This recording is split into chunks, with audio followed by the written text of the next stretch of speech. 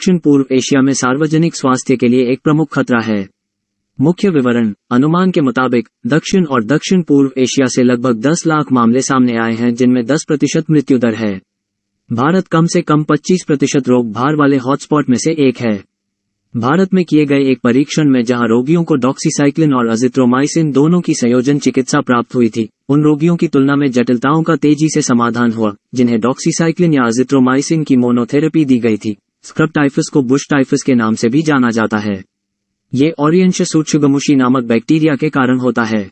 Scrub typhus संक्रमित चीगा, लावा might के काटने से लोगों में फैलता है। स्क्रब टाइफस के अधिकांश मामले दक्षिण पूर्व एशिया, इंडोनेशिया, चीन, जापान, भारत और उत्तरी ऑस्ट्रेलिया के ग्रामीण क्षेत्रों में होते हैं। इलाज। स्क्रब टाइफस का इलाज एंटीबायोटिक दवाओं से किया जाना चाहिए। स्क्रब टाइफस से बचाव के लिए कोई टीका उपलब्ध नहीं है। वन नेशन, वन चलान सड़क परिवहन और राजमार्ग मंत्रालय की एक पहल है जो सभी संबंधित एजेंसियों जैसे यातायात पुलिस और क्षेत्रीय परिवहन कार्यालय RTO को एक मंच पर लाने के लिए चलान के साथ साथ डेटा के निर्बाध संग्रह को सक्षम करने के लिए है। स्थानांतरण करना। प्रक्रिया। CCTV नेटवर्क के माध्यम से यातायात उल्लंघन का पता लगाने और वाहन के स्वामित्व के विवरण का पता लगाना और सारथी ड्राइविंग लाइसेंस का संकलन जैसे अनुप्रयोगों से गलती करने वाले वाहन की पंजीकरण संख्या प्राप्त करना। संबंधित जुर्माने की राशि के साथ एक चालान जनरेट किया जाता है और वाहन से जुड़े मोबाइल नंबर पर भेजा जाता है। अगर कोई 90 दिनों के भीतर चालान की राशि का भुगतान नहीं करता है तो चालान स्वचालित रूप से वर्चुअल कोर्ट में भेज दिया जाएगा और कार्यवाही शुरू की जाएगी। अपराधी के मोबाइल फोन पर समन भेजा जाएगा। फिर भी जुर्माना नहीं भरा तो आगे की कानूनी कार्रवाई की जाएगी।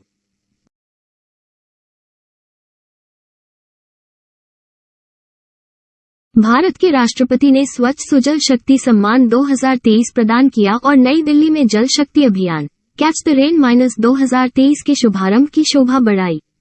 स्वच्छ सुजल शक्ति सम्मान 2023 जमीनी स्तर पर महिला नेता, महिला चैंपियंस जिन्होंने ODF में असाधारण योगदान दिया है, प्लस मॉडल गांव, हर घर जल ग्राम मंत्रालय, जल शक्ति मंत्रालय, ये सभी हितधारकों को 22 मार्च से 30 नवंबर तक, मानसून से पहले से मानसून के बाद की अवधि तक वर्षा जल संचयन संरचनाएं RWHS बनाने के लिए प्रोत्साहित करता है।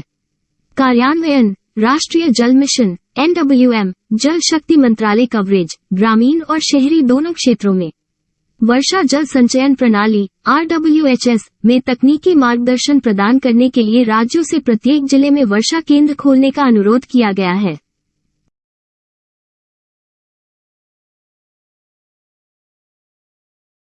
विकास की हिंदू दर क्या है? विकास की हिंदू दर एक लंबी अवधि के लिए भारत की आर्थिक विकास की कम दर का वर्णन करने के लिए इस्तेमाल किया जाने वाला शब्द है। यह आमतौर पर यह दिखाने के लिए प्रयोग किया जाता है कि देश धीमी विकास दर से संतुष्ट है। धीमी विकास दर को विकास की हिंदू दर तभी कहा जाता है जब ये लगातार बनी रहती है और कम प्रति व्यक्ति GDP के साथ होती है, जिसमें जनसंख्या वृद्धि शामिल होती है। शब्द किसने गढ़ा? इस शब्द का पहली बार इस्तेमाल दिवंगत अर्थशास्त्री राजकृष्ण ने 1978 में पूर्व उदारीकरण युग में आर्थिक विकास की निम्न दर को संदर्भित करने के लिए किया था। कृष्ण ने इसे समाजवादी आर्थिक नीतियों की पृष्ठभूमि में समझाया। हिंदू शब्द क्यों? कई अर्थशास्त्रियों का मानना था कि हिंदू शब्द का प्रयोग कर्म और भाग्य में विश्वास को धीमी वृद्धि के साथ जोड़ने के लिए किया गया था। बाद के उदारवादी अर्थशास्त्रियों ने कम विकास दर के लिए तत्कालीन सरकारों की संरक्षणवादी और हस्तक्षेपवादी नीतियों को जिम्मेदार ठहराया। लुईस सुपरएसिड्स पेडरबोर्न विश्वविद्यालय, जर्मनी के शोधकर्ताओं ने उत्प्रेरकों का एक अनूठा वर्ग बनाने में सक्षम होने की सूचना दी है। प्रतिक्रियाओं को तेज करने के लिए रसायन विज्ञान में उपयोग किया जाता है, जिसे लुईस सुपरएसिड कहा जाता है। इनका उपयोग मजबूत रासायनिक बंधनों को तोड़ने और प्रतिक्रियाओं को तेज करने के लिए किया जा सकता है। लुईस अम्ल और क्षार क्या है? एक लुईस एसिड कोई भी पदार्थ है, जैसे कि हाइड्रोजन आयन H जोड़, जो गैर बंधन वाले इलेक्ट्रॉनों की एक जोड़ी को स्वीकार कर सकता है। दूसरे शब्दों में, एक लुईस अम्ल एक इलेक्ट्रॉन जोड़ी स्वीकारता है। एक लुईस बेस कोई भी पदार्थ है, जैसे OH आयन, जो गैर बंधन वाले इलेक्ट्रॉनों की एक जोड़ी दान कर सकता है। एक लुईस बेस इसलिए एक इलेक्ट्रॉन जोड़ी दाता है। प्रयोज्यता। इन सुपर एसिड को बनाने में सक्षम होने के कारण गैर बायोडिग्रेडेबल फ्लोरिनेटेड हाइड्रोकार्बन टेफ्लॉन के समान और संभवतः यहां तक कि जलवायु तिरुवनंतपुरम में शुरू होने वाला भारत फ्रांस संयुक्त सैन्य अभ्यास FRINJEX 2023। मुख्य विवरण, ये भारतीय सेना और फ्रांसीसी सेना के बीच पहला संयुक्त सैन्य अभ्यास होगा। ये पहली बार है जब दोनों देशों की सेनाएं इस प्रारूप में एक कंपनी समूह वाली प्रत्येक टुकड़ी के साथ शामिल हो रही हैं। उद्देश्य, अभ्यास का उद्देश्य सामरिक स्तर पर दोनों बलों के बीच अंतर संचालन, समन्वय और सहयोग को बढ़ाना है। दायरा, अभ्यास के दायरे में शामिल हैं संयुक्त मानवीय सहायता और आपदा राहत कार्य करने के लिए एक परिकल्पित क्षेत्र को सुरक्षित करने के लिए एक संयुक्त कमांड पोस्ट की स्थापना और संचालन, एक आंतरिक रूप से विस्थापित जनसंख्या IDP शिविर की स्थापना और आपदा राहत सामग्री ले जाएं। दुनिया का पहला 200 मीटर लंबा बांस क्रैश बैरियर, जिसका नाम बाहुबली है, भारत के महाराष्ट्र में वाणी वरोरा राजमार्ग पर स्थापित किया गया है।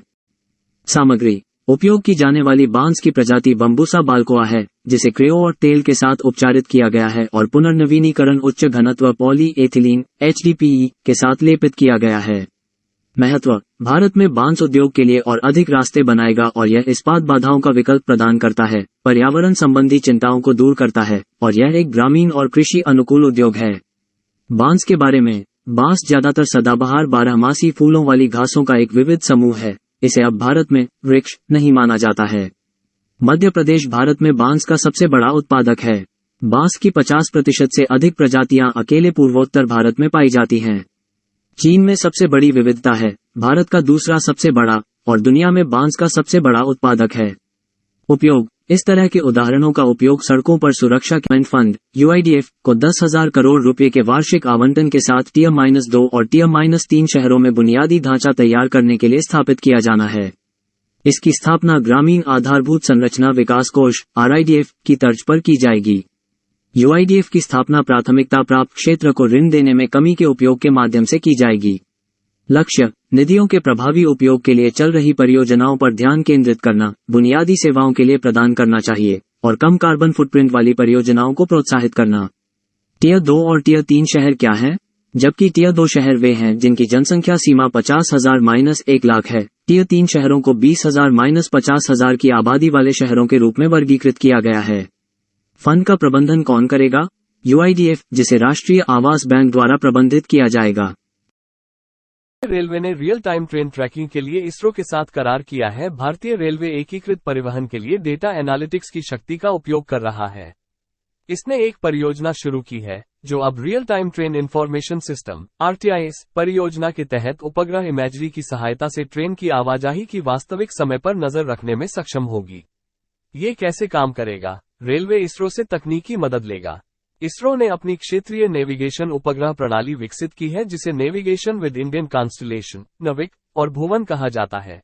एक वेब आधारित उपयोगिता है जो उपयोगकर्ताओं को ट्रैकिंग के लिए तैनात की जा रही मानचित्र आधारित सामग्री के एक सेट का पता लगाने की अनुमति देती है। फायदे, दुर्घटनाओं, बाढ़ और भूस्खलन के दौरान ट्रेनों की रियल टाइम ट्रैकिंग उपयोगी होती है, जब सहायता प्रदान करने के लिए ट्रेन के सटीक स्थान को पिन करने की आवश्यकता होती है। समय पर सेवाएं। महाराष्ट्र में ठाणे नगर निगम TMC ने लोगों को कबूतरों को खिलाने के खिलाफ लोगों को चेतावनी देने वाले कई पोस्टर लगाए ताकि कबूतरों के पास रहने से फेफड़ों की बीमारी हाइपर सेंसिटिव निमोनिया के बारे में जागरूकता फैल सके। मुख्य विवरण, कबूतर विभिन्न प्रकार के फेफड़ों के रोगों को जन्म दे सकते हैं, जिनमें श्वसन संबंधी एलर्जी से लेकर गंभीर संक्रमण शामिल हैं। निमोनिया सिटोकोसिस, जो एक जीवाणु संक्रमण है और इलाज न होने पर इससे प्रभावित 15% लोगों की मृत्यु हो सकती है। हिस्टोप्लाज्मोसिस, जो उच्च मृत्यु दर के साथ एक कवक संक्रमण है। क्रिप्टोकोकल संक्रमण से कुछ लोगों में प्रतिरक्षा में अक्षम मेजबान के साथ फुफ्फुसीय या मस्तिष्कावरणीय संक्रमण हो सकता है। उन लोगों में अतिसंवेदनशीलता न्यूमोनिटिस जो या तो कबूतर प्रजनक थे, उनके साथी पक्षी थे या उन क्षेत्रों में रहते थे जहां कबूतरों की भारी आबादी है। कबूतर ब्रीडर रोग अतिसंवेदनशीलता न्यूमोनिटिस का एक सामान्य कारण है। प्रसार के कारण कबूतरों सहित पक्षियों के सान्निध्य में रहने से बीमारियां हो सकती हैं। पक्षियों की बूंदों और